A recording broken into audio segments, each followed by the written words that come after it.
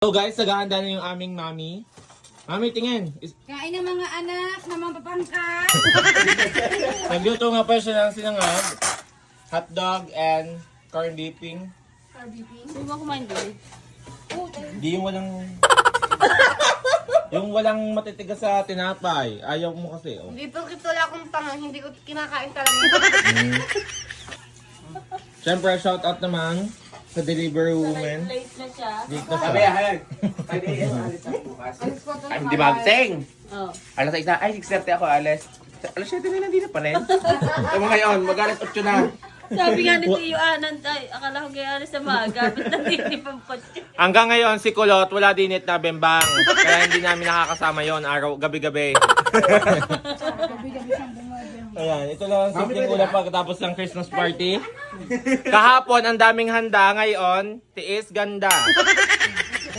Hoy, nakakakain kayo, hindi man lang kayo nag-aalok din. Kakain naman ga. Nakatingin laang. May mamaya na, pag may natira. Oh, Aso? Kainin sayang. Kainin mo. Bawal magsayang ng pagkain. tignan nyo naman ang style ni Ga habang kayo nakain. Tingnan nyo. Yan, oh. Yan, nakatingin. Nakakasubo kaya, huwag yung lolo na kanya. Pinapasama daw sa tao. Baka naman manabog, bebe. Oh, balda ngayon. Ikaw na bawian. Kakain na ako. Ikaw gasisi. Paawa! Hindi na nakati. Hindi nakatiis. Sa tatagok-tagok ang lalamunan. Sisi, ikaw. Maya-maya, pag may natira na lang. Ato.